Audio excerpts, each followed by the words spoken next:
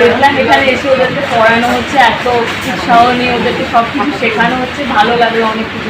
বাচ্চারাও অনেক শিখতেও চাইছে এখানে। এই যে মহৎ উদ্যোগ নিলেন, কারণটা কি আপনার?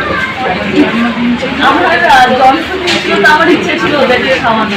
আচ্ছা, আপনার জন্মদিন উপলক্ষে পিছিয়ে পড়া শিশুদের পাঠশালা ছাত্রছাত্রীর জন্য টিফিনের ব্যবস্থা করেছেন, কেমন আনন্দ লাগলো আপনাকে? অনেক ভালো লাগলো, ওদেরকে দেখে আরো ভালো লাগছে। মাস্টারমশাই এসেছেন আমাদের পিছিয়ে পড়া শিশুদের পাঠশালায়। তো এই একটা জন্মদিন উপলক্ষে ওনারা আমাদের এই পিছিয়ে পড়া শিশুদের পাঠশালা শিশুদের মাঝখানে এসেছেন, এটা খুবই আনন্দের বিষয়। এবং আমাদের শিশুদের জন্য একটা টিফিনের ব্যবস্থা করেছেন। এইভাবে যে এগিয়ে এসেছেন শুনে আমাদের খুব ভালো লাগছে। ওনাদেরকে আমরা ধন্যবাদ দিয়ে ছোট করব না।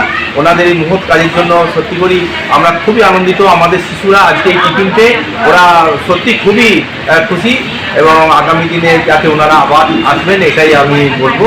এবং এই বার্তাটা যেন সব জায়গায় পৌঁছায় যে এই মানুষের জন্য এই সংস্থাতে পিছিয়ে পড়া শিশুদের পাঠশালায় বহু মানুষের সঙ্গে আজকে ওনারাও এসেছেন, এটাই হচ্ছে সবথেকে বড় পাওনা আমার। আপনার পরিচয়? আমি তাপস কুমার পাল, পিছিয়ে পড়া শিশুদের পাঠশালার প্রধান।